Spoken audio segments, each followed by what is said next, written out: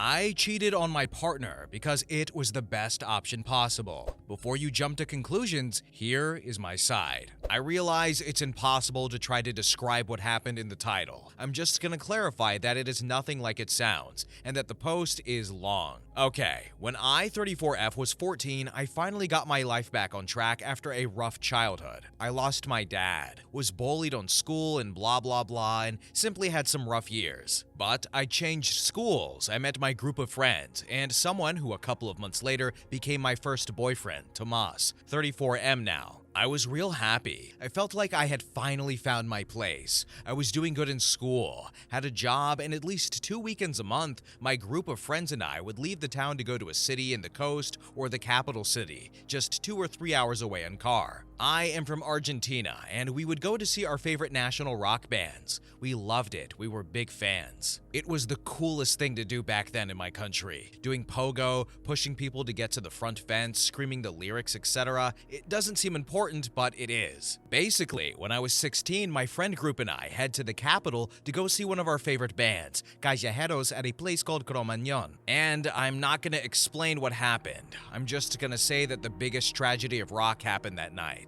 Lots of victims and lots of people that ended up hurt. I ended up hurt. I still have a big scar on my thigh. 2 of my closest friends passed away that night. It was a big mess. I can never explain what I felt. I remember I started to go out every weekend. I would get drunk up my ass. I avoided talking about it all. I would leave the room when someone even spoke about it. I kept pretending that everything was fine, that I was fine. In case you're wondering, getting alcohol in Latino America being a minor is not hard, much less in a small town. Plus, I'm from a town where for some reason we also go out on Thursdays, and in Latino America, we usually leave clubs and parties around 6 a.m. On Fridays, I would show up drunk at school, but that was common, so no one realized. Tomas was there, supporting me through everything, working hard to get a smile out of me every day, trying to get me to open up, but not pushing me too much either, hugging me when I needed to. And well, our relationship grew stronger, despite me going into a darker hole. When we graduated, we moved to the same city to keep studying, and I decided that it was time for me to cut the BS. I got a part-time job and worked hard to get the best grades, got new friends, stopped partying so much. I thought I was fine, or at least I wanted to convince myself that I was. But with time, I realized that I wasn't. We were like 20, and I remember I started drinking again. I hated myself. I felt miserable. I had nightmares with that night, and I even felt even worse because I thought I was being like ungrateful. I survived at least. In my mind, feeling like this was pathetic. Mental health? Well, we didn't speak much about it back then. It was a taboo to go to therapy. During this time, I started to treat Tomas bad. I was mistreating him. And no, I never hit him or anything like that, but I would often yell at him or call him names when he was just trying to help. I kept pushing him away. I realized he deserved better than me. Tomas was always an angel. Of course he did. It did not make sense to me why he was still supporting me. When he found me passed out after so much drinking on the floor, he would take me to the bathroom, bathe me, dress me, and put me on bed, cook for me, clean my apartment. It only made me feel worse. I had a great man, and I was treating him like crap. He simply deserved better than me. I tried to tell him that we needed to break up, but Tomas refused and told me he would stick next to me no matter what. But I only got worse, and I felt like I was going to drag him with me, and I couldn't stand the idea of seeing him with me. So after thinking about it, I made a choice. I did the only thing I knew he wouldn't forgive. Well, I told him I did it. I told him I cheated on him with a guy from my work. A friend he was jealous of. He was upset, confused, angry, sad, and felt betrayed, of course. It was heartbreaking to see him like that, but I knew it was necessary. He was much better without me. I was just a dead weight back then. Anyway, he left. I simply did not see him again afterwards. I did not call him either, didn't search for him even though I wanted to. After I graduated, I got a full-time job, and I got tired of feeling miserable. My mom got me in contact with survivors. I'm going to clarify and say that many survivors had taken their own lives, or tried to. Most of us ended up with serious mental health issues, as you can see, and they ended up convincing me to start therapy. I stopped drinking for good, and well, it was really hard. Finally, I stopped avoiding reality and facing my problems, and accepted that I needed help. All the process of opening up was hard, but worth it. Countless are the nights where I just stared at the phone, wondering if I should call Tomas or not. I wanted to call him, tell him I had lied, apologize for everything, and thank him for everything he did for me. I have to say, Tomas did call to check up a few times, but I always decided not to pick up. I heard a lot of voicemails of him while he was drunk, asking how I could do that to him, but he would still say that he loved me, and he asked me how I was. I forced myself to never answer. With time, his calls stopped. I got better and started to get back to my old self, slowly. I started dating again, started to have more fun, and eventually got married and had a daughter. Life did get better for me, but all that goes up, goes down, and my husband ended up cheating on me. Karma is a you-know-what. So I divorced him, and I was able to buy my own house and get primary custody of our daughter. My daughter has been the light of my eyes, and even with everything that happened lately, for her, I would never let myself fall into that depression again. I was and still am happier than ever. Anyway, I got in contact with Tomas again, like 5 months ago. He found me on Instagram and just sent me a DM, and we started to chat, catch up about life. He also had a kid, a 5-year-old son, but he's not with his mother. It was a product of a one-night thing, and they had a good co-parenting relationship. He has him 2 weeks out of the month. The thing is, we started to meet up again, just as friends at first, but then we started to hook up. We would go on dates, but never talked about the cheating. But finally, I confessed that my feelings for him were back. Tomas told me he was feeling the same, but he wasn't sure about starting anything again with someone who had cheated. That's when I chose to finally open up about what happened in the past, about how I was feeling, and how I didn't want to drag him with me. So that's why I chose to lie about cheating on him. Tomas was shocked. He got upset, and I remember how he left. He called me later and told me I shouldn't have lied to him about something like cheating, that I should have just told him I didn't want to be with him anymore. I explained again my side and told him I would rather him think real bad of me than to be real sad for a while, but eventually move on, than to drag him with me to my dark hole. He just told me that he was an adult that could make his own choices, and that he just wanted to be there for me. I told him I didn't regret what I did, but I apologized for hurting him, and then I hung up, and we haven't talked ever since. He called me yesterday, but I didn't pick up. I wasn't ready to talk with him yet. I have been processing all this information. Despite not being the best way, even after all these years, I believe I had made him a favor with this. That even though it hurt him, it was the best for him. Also, I was not even close to being good enough to be in a relationship. I honestly don't know. I do know it wasn't the best way, but I knew he would have been able to convince me that he wanted to stay with me despite everything. Then, in the comments section, OP elaborated on not loving Tomas in the same way he loved her, and elaborated on when they were together. I do love him, and I love him like I never loved anyone in my entire life. That's why I did what I did, because on top of everything, I couldn't even stand to keep hurting someone I loved so much. And I still love him more than anything. I'm planning on talking to him this weekend face to face when everything is more calm, and my daughter will be with her father. I already opened up to him about everything, apologized for what happened, how I treated him and how I handle things, but he was still upset, and honestly, he has every right to be. Then user 2 said, OP, you're the a-hole. Justifying your behaviors through explaining trauma after the fact so you don't have to hold that bag anymore is crap. Now he feels like garbage twice, and you don't have the baggage anymore. Good luck, OP.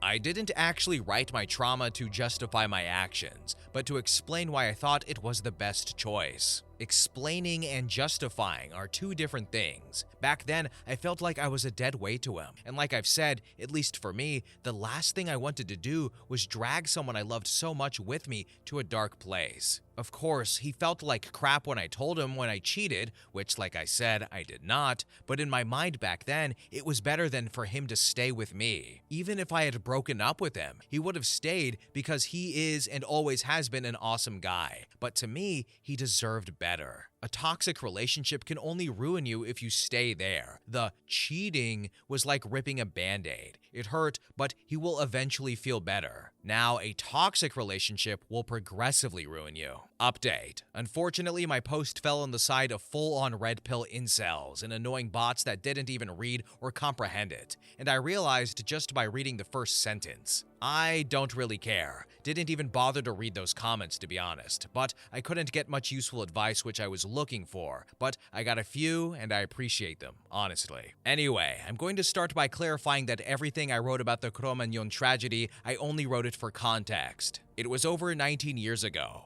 I only wrote it to explain the place where I was, how my mind worked, and how I was feeling. I would never ever come to ask advice about something like that on Reddit. Come on. Be serious, for the love of God. I'm saying this for all the people that acted like psychiatrists and psychologists and even tried to make a diagnosis out of a Reddit post. Seriously, even if it was with good intentions, it is dangerous and really irresponsible to do so. I don't have PTSD. I searched for professional help after graduating university. I graduated 13 years ago. I saw psychiatrists and psychologists, and I never got diagnosed with PTSD. I did have depression and anxiety. I could never explain the amount of pain I felt after the tragedy, and how it only got worse because I didn't search for help right away. It took a lot of work, but years of therapy and support from friends and family finally made me get back to my old self. Not fully like I wanted to, but on a point, I didn't even recognize myself. I'm saying that for the ones who told me I was toxic, and I guess I was on a point. But the others were never the problem. I was so self-destructive back then that I thought the best would be to push everyone again.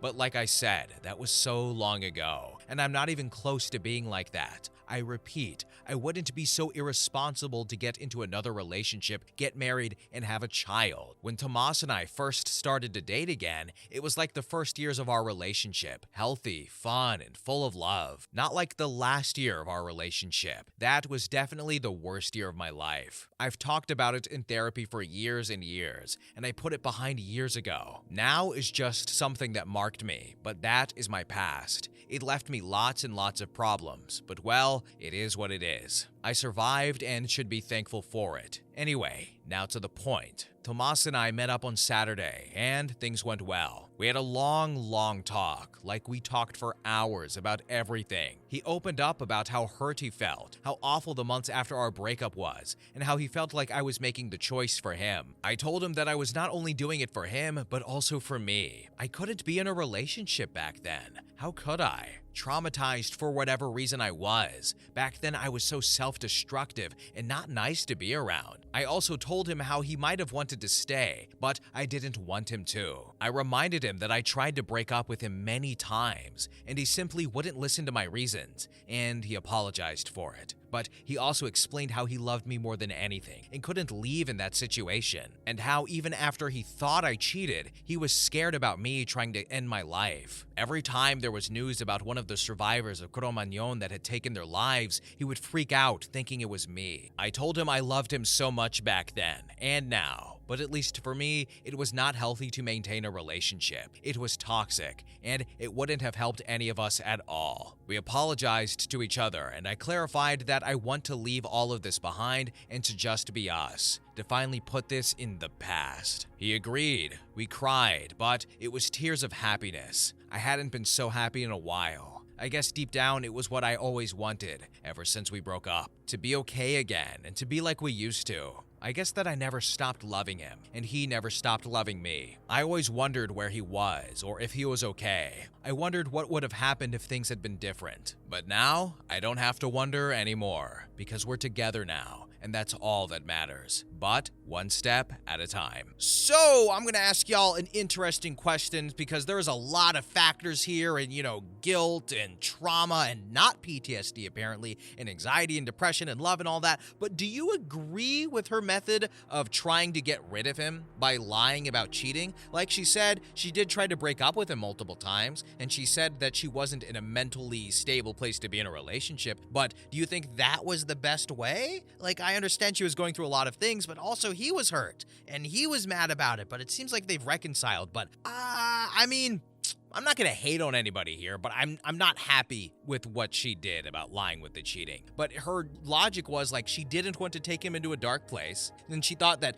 temporarily hurting him was the best thing in the long run. And she acknowledged that she wasn't in a healthy place, but I'm curious what you guys think about this story. But anyway, next story. My cousin organized a trip to the beach, which will be at least a week long. It was given to her by my aunt and uncle because she won a scholarship overseas in a college. My aunt and uncle won't go to the wedding. Some of my other cousins won't go to the wedding too to go to the trip. My cousin arranged the trip entirely on purpose to ruin my father's wedding since my mother was her godmother. My father was mad at her, but my cousin told him that she's not going to cancel her trip for a second wedding, or in her literal words by text, "I'm much more interested in seeing the grass grow than in your wedding." Today, my father found out that I will be going to the trip too, and he's totally mad at me. He even cried telling me that everyone is punishing him for finding love. I asked him if my mother wasn't the love of his life then, and he kept crying, saying that I don't understand because I'm too young. He says that every time I try to talk about something serious with him, even when I want to talk about politics or important things, it's his way of shutting me up. And then he says he just finally found love. His words. He said his girlfriend is the real love of his life. Good for him, I guess. My mother always said he was the love of her life until the last day. And because of his words, my mother was never the love of his life. I think I feel sad to think about how my mother would feel if she heard my father say that he finally found real love, when in my mother's eyes and words, he was her soulmate. Can you really find the love of your life in 2 weeks? I understand that grief is different for everyone, but who grieves spending Christmas with your new girlfriend and not with your daughter who lost her mother? He's neglected me since then. Even if I was a teen, everything was always about how he feels and what he wants. I told him that I will go on the trip and I don't want to attend his wedding, and he kept crying. My paternal grandmother called me to pray and tell me I am being unfair to my father who just found love again, but I just don't want to go. And I just don't want to be near him. I stopped being close to my dad a long time ago, and my perception of what a father figure is supposed to be has been erased from my mind. Edit. My parents did not have an open marriage or anything like that. My mother wouldn't have thought twice before divorcing him if he hinted something like that, because she was always a 100% traditional woman in relationship matters. I remember her disgust about those topics. My mother always made it clear that she would divorce if she thought the marriage was bad. She was always totally open with me about these issues, even personal matters, as we had too much trust in each other. So I'm sure that in her eyes, she had a healthy and normal marriage. We were all shocked with the fact that my father introduced his girlfriend when we were all grieving. It's something no one understands to this day. As for some additional information, my mother died really quickly from a virus bacteria. She died within a month and a few days, and no one expected her to die. Not even my mother expected her health to get like that. She believed to the last day that she would live. The person who took the most care of her in the hospital was my grandmother. Edit. My mother passed away after a virus, not COVID. My parents' marriage was totally normal and closed. My mother was always very open to telling me everything about them, and that is the main reason why I know that in my mother's eyes, they had a normal and happy marriage until the last minute. I emphasize love of life because it's the word my father used to refer to his girlfriend, and the word my mother used to refer to him. If they had marital problems, she would have divorced him without a second thought, because that's what she always said. Now that I think about it, I feel like I don't want any relationship with him in the future. This post made me think about that. Now here are some relevant comments. User 1 said, "Not the a-hole. Do what you want. If you don't respect their relationship, why would you want to go anyways? Besides, I get the feeling that this woman was involved with your dad before your mom had passed, because who TF moves someone in 2 weeks after their wife dies? A cheater, that's who. He's just mad that everyone sees through his BS. I wouldn't go either." Then OP replied with, "She didn't move into the house instantly, but she went every day and stayed overnight. It was really uncomfortable. I always suspected that she was my father's mistress, but I never asked, because my father would deny it anyway." Then user 2 said, "Gosh, he abandoned you when you were 14 years old to spend Christmas with this new girlfriend right after you lost your mother? And mind you, his wife? not the a-hole, but he sure is. When Christmas came, he decided to go on a trip with his girlfriend without even inviting me because I never liked Christmas anyways. I spent that Christmas with my mother's family. Update. Thanks to the comments that day, I decided to talk with my father and ask him if he cheated on my mother. I got really anxious and just needed to know the truth because it was something that makes me feel really nervous. After insisting and hearing him cry, he confessed to me that he had been talking and going to places with his girlfriend/friend for a while my mother was still alive, and even before she got sick. My mother didn't know that my father had that kind of relationship, and it was all behind her back. When my mother died, his girlfriend, at the time friend, approached him to comfort him. He didn't say exactly when, but I guess that obviously it was between those 2 weeks. I want to think it wasn't the day my mom passed away because it was unexpected and we were all too busy. My father then told me that it was the first time they had physical contact, but he always felt guilty about his friendship with that woman.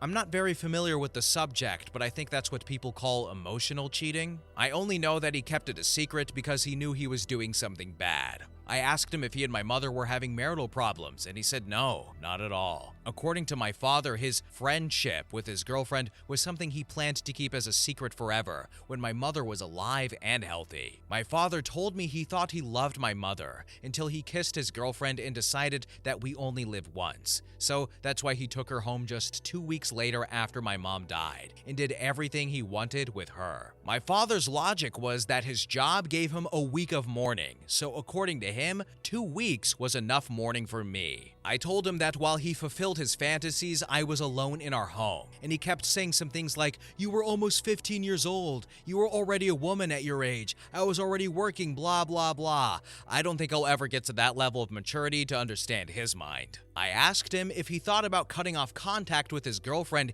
if my mother found out, and he said something like, "No, I wouldn't cut contact with her. It was just an innocent secret, and your mother never found out." I told him my mother would cut off his balls if she heard him say anything like that, and he started crying again? But anyway, all of this doesn't change anything. The result is still the same: a father who neglected his daughter. I said a lot of things to him. I've been going to the psychologist for years, so I know how to manage my feelings. But at that moment, I told him everything I've been keeping to myself, and he cried again. Isn't that weird? Cry when you're the one who screwed up? I only feel bad for my mother and myself. For now, I warned him that I am going to rent the house to make money and cut off contact with him when he leaves the house with his girlfriend. He didn't complain about that because at least he always agreed that the house is mine. I'm not going to leave him homeless or anything like that. But I am not going to his wedding. I'm not going to invite him to my wedding in the future. I don't care if my future kids don't have a grandparent or anything like that. I think years ago, I lost both of my parents, but luckily, I have my family. I see myself as a person who had to mature quickly. My mother left me in charge of my father, but my father maybe decided to bury his paternal instinct next to my mother, or maybe he never had one. He was always a regular father, so I don't care if I don't see him again. I don't feel anything for my father's girlfriend, but I just don't like her because I would never date a man who neglected his daughter, and she's going to marry a man like that. Anyways, we never really argued, and I don't hate her at all. I hope she's my father's final real love. There are people, by the way, who commented saying that I was making my father look bad on purpose, and that I was probably a brat who has a bad behavior just because I'm a teen and my mother died. I don't understand what kind of education those people had, but being a teenager doesn't mean that we let ourselves be carried away by our feelings. Sometimes a minor can speak much calmer and in control than an adult, and that doesn't mean that I want to play myself as a saint. I really don't know where I went wrong for my father to prefer to forget that he has a daughter. I don't know what I could have done wrong. Maybe the key was to yell at him and make a tantrum to get his attention, as some comments said, but I stopped caring a long time ago. Here are some more relevant comments. User 1 said, "I'm so sorry for your hurt and pain." Make sure you keep going to therapy, but it will never help you understand why. The other woman knew what she was doing, and so did your father. Learn to move on, and one day maybe you can forgive to help yourself heal. And then user 2 said, yeah, that was definitely an emotional affair, and your father was crying because some part of him knows he is wrong and that he cheated and was neglectful. I'll never know how someone can be with a cheater who is also a neglectful parent. Okay, everybody, I need to scroll up real quick and find a sentence from the story. Okay, here it is. My father's logic was that his job gave him a week of mourning. So according to him, 2 weeks was enough mourning for me. Oh my God. I had to stop reading and take a breath because I was so effing pissed off when I read that part. Good grief. I don't know what to say. I hate this guy and I don't approve of him. I don't like the dad's choices and I don't like the girlfriend's choices of man that she's choosing to date. But anyway, as for OP, I love the way she's handling this. I don't love what happened to her, but that's not her fault. But I love the way she is going about this. And of all the people we have read about on this channel, honestly, top 5, top 10. I love her mindset. She's just like, you know what, Dad? Screw you. And her wording, and she's so mature. She was forced to mature and wise up because of her dad's terrible decisions, but she is walking out with her head high, and I am happy for her in that regard at least. But anyway, next story. Story number 3. Am I the a-hole for not wanting to live with brother-in-law anymore? My husband, 32M, and I have been married for 2 years. His dad and stepmom are going through an ugly divorce, so his half-brother, 17M, has moved in with us to live for a year till he starts college. My husband loves his brother, treats him like a little kid, and is overprotective of him. I find brother-in-law's behavior obnoxious, and we are having too many arguments over this. He's been with us for only a month and a half, and I can't stand it, and I really don't think I can put up with it for a year. It started off with him making messes and throwing away leftovers. Since I do most of the cooking and cleaning, it was increasing my workload. My husband's list of chores have not increased by his presence, so he was dismissive of my complaints. Since my husband wasn't saying anything, I tried telling him to pick up after himself. Brother-in-law retaliated by spanking my butt. Anytime I tell him to do something, he hits my butt hard and laughs. My husband told him to knock it off, but he keeps doing it, and my husband treats it as if he's just playing around, no big deal. Not only is it very disrespectful, but it's really painful. After that, he started randomly picking me up and carrying me around. I am a little over 5 feet and 120 pounds, and he's a tall, stocky guy. I hate it, and husband just thinks he's goofing around and trying to be friends with me. I work from home, and the other day, when it was just him and me in the house, he picked me up and ran with me to my bedroom and threw me on the bed. It really scared me, but he just laughed at me and left. My husband thinks I am being dramatic by being scared by this. I feel like his behavior is escalating, but my husband tells me to act like the adult and not to blow up over a kid's playfulness. I am anxious every day, and I am seriously thinking of moving out, though it'll be difficult to afford it. Am I the a-hole for telling my husband that I don't feel safe in our home? Edit. Thank you so much for your comments and validating me. My husband had me confused and believing that I was overreacting. I am so relieved to hear from so many people that this is as dangerous and as bad as I feel. I've packed a bag in my car and some important belongings and documents. I am 29F, by the way, for those who asked. I forgot to put that in my post. I called and talked to mother-in-law early in the morning. She has always been very nice to me, and at my wedding she told me she thinks of me as her daughter. My mom passed away when I was young, and I don't have any siblings, so that had moved me very much. I was nervous about talking to her because I didn't want to ruin that relationship, but she was so shocked when she heard the details. She said that she would talk to my husband and father-in-law and that this was an unacceptable situation, and told me to come stay with her till it got resolved. My brother-in-law is out with his friends until tomorrow for the 4th of July, so it gives me some time to have one more detailed discussion with my husband. I am also going to show him this Reddit post, and hopefully his mom's talk and these comments will be a wake-up call. Then one commenter said, OP, if we rephrase what is happening to you as a man living with you and your husband started sexually touching you and has escalated to physically forcing you onto a bed while your husband belittles your feelings of being scared in your own home, a proper response is leave and inform the police. Update. I am very appreciative of everyone who commented on my last post and gave me encouragement. I won't be able to respond to all, but I appreciate it. I wasn't able to resolve this issue with my husband, and I have moved out. I'm trying to come to terms with the fact that this is the end of my marriage. My mother-in-law was on my side and talked to my husband about this situation, but he got more annoyed with me because he saw this as me creating more drama between mother-in-law and father-in-law and causing old grievances to rise. I showed him the Reddit post I made and the comments, and he accused me of presenting things in a lurid manner to get people on my side. He didn't even read all the discussions, just got enraged and closed the tab.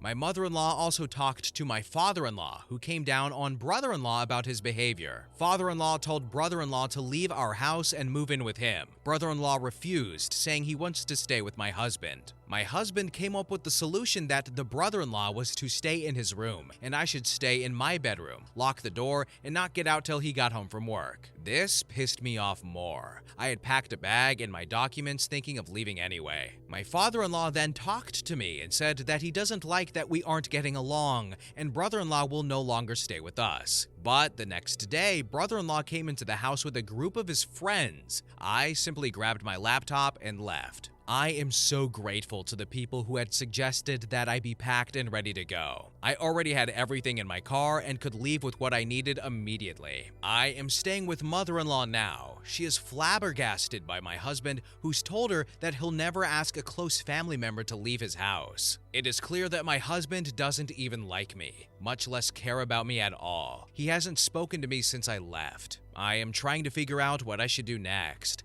I obviously can't stay with mother-in-law for long, especially since I need to start the divorce process. I could move back in with my dad, but he lives in another state, and that'll make things hard. I don't have any savings, and I am short on money. The majority of my paycheck goes into half of the mortgage and utilities on our house. We have a combined joint account. I have been foolishly spending a lot on decorating the house instead of saving up, and I suppose all that is gone now. I need to figure out my money situation so I can support myself. Here are some more relevant comments. One user said, "Thanks for the update. I'm glad you didn't let this situation go on any longer, and that you had the courage to get out of the marriage when you realized you had a husband problem. You're young, and you have a new and better beginning ahead of you. I like your parents-in-law. How did they raise such crappy sons?" Mother-in-law has been amazing, but she didn't raise brother-in-law. That's father-in-law's son from his second marriage. And father-in-law, well, I think it's good that he told the brother-in-law to leave us, but he was dismissive of the issue itself,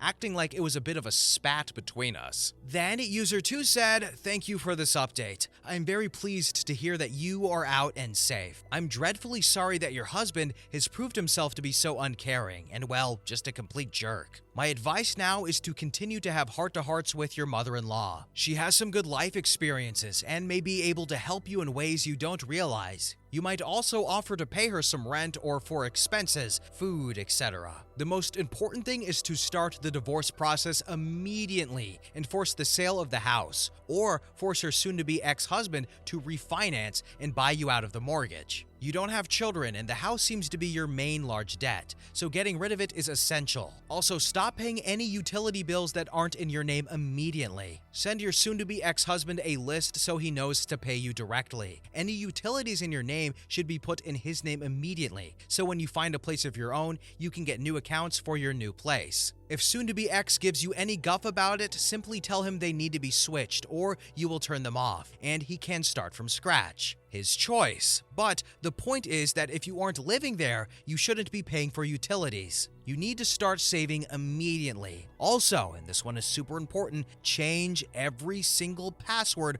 for every account before you do anything else. Every single one. You're going to be okay, OP. Just don't get stuck or stalled waiting for your soon-to-be ex to stop pouting and get real. Start the process immediately and keep moving forward. Let your lawyer deal with the soon-to-be ex. Best of luck to you. Then OP replied with, "Yes, thank you. I need a checklist of things to do. I've been sitting in a depressed funk for the past few days, feeling lost, but I can do all this for now." And finally, user 3 said, "Just adding on, I'd probably freeze my credit report until your finances are successfully separated, just in case. You should also consider filing a police report against your soon-to-be ex's brother-in-law. He assaulted you multiple times. Even if it never goes anywhere, sadly likely, at least you'll have a record of it. New update, 3.5 months later. A few of you have been messaging me asking for updates, and for those who still care to know, the update is that my husband and I are getting divorced. We have been separated since I left the home at that time. The house has been sold, and I got the equity out of it. I got some kitchen appliances and some decor back, but for the most part, I lost the money I spent on furnishings, but that's okay. It could have been worse. After my last post, I had separated my money out, hired a lawyer, and handled utilities, so I wouldn't be paying anything. My ex was shocked by my actions. He was waiting to call my bluff and couldn't believe I'd gone so far so quickly. He didn't take my leaving seriously because I was staying at his mom's house. We had arguments, and I started realizing that he would never really hear me. He was always so focused on being right and having his way that he could twist reality to fit his needs. Looking back, it was always like that in our relationship, but I was in love and a pushover. We went into marital counseling. I agreed to go mostly because I wanted an acknowledgement from him that what went on was messed up, and also because my mother-in-law really pushed me to try to make it work with him. It was all a train wreck because he denied a lot of egregious things and presented the issues as minor things that I was twisting up. He stuck to his viewpoint that brother-in-law was simply goofing around, and I got offended because I haven't had siblings and don't know how they mess around with each other. After a few weeks of counseling, my ex agreed to have brother-in-law move out, but he was acting as if he had made this huge sacrifice for me, and I didn't believe it. I had already checked out of this relationship and knew I couldn't trust him anymore. Mother-in-law was very disappointed that I still wanted a divorce after her son compromised. I had moved out of mother-in-law's house after a month of staying with her. I stopped contributing to the mortgage payments and got my own apartment. It was a risky thing to do, but I decided that I would take the hit to my credit history for my independence. I bet that it would matter more to him, and that forced his hand into selling the house. It was sold as soon as it got on the market, so that was a huge relief. All my decorating paid off in that way, at least. I've stayed in touch with my mother-in-law and heard from her that my ex moved into a small apartment and brother-in-law had moved back in with father-in-law. I also heard from some mutual friends that he's been telling everyone that the divorce is happening because I was jealous and controlling and tried to separate him from his family, and I was a nagging harpy to his baby brother. And he already has a new girlfriend who's more family-oriented. I am waiting for the final divorce decree to be signed, and I hope that there are no problems or delays there. I know a lot of you wanted me to make a police report about brother-in-law, but I didn't feel safe doing that. I don't have a support system that I can rely on if things go wrong, and I want to walk away from this with minimum harm. A lot of people have chided me for not heading back, but at no point did I think I could do that and get away without taking a beating. I suppose I am not a very brave person, but I think I'm looking at my chances realistically and doing what I can to keep myself reasonably safe. And here are some final relevant comments. User 1 said, "Nah, you did good. I've been in situations like that myself when fighting back would have been twice as bad for me. You did good getting out. Good luck." And finally, user 2 said, "You are a very brave person. Read your post as if someone else wrote it. You'll recognize how strong you are." Okay, so first thing, that last comment is actually some pretty good advice, to read your post as if someone else wrote it, and you'll recognize how strong you are. That is not bad advice. But also, the ex-husband, guys, he was very inconsiderate of his wife and her feelings and her emotions, and didn't see things from her perspective, didn't see things from a woman's perspective, a 5-foot woman's perspective about this man who is physically picking her up and throwing her on the bed. And you know how teenagers can be, right? Sometimes. So thankfully, OP got out unscathed. It's unfortunate that she didn't file the police report, but she made a, fair but unfortunate point that she doesn't have a support system, and the retaliation could not be good for her. It's unfortunate, but it's true that that kind of stuff happens. We have read that kind of stuff on this channel, so it definitely happens, and she doesn't have that support system like she mentioned. But thankfully, she got out unscathed, and the divorce is going along well, so that's good at least. But anyway, guys, we are at the end of the video, and you know what the end of the video means, right? Right? You remember what we talked about yesterday, okay? So as soon as the video ends, you get started on step 1 and 2, and then I will get started on step 3 and 4, okay? Deal? All right, guys, thank you so much for watching. Bye!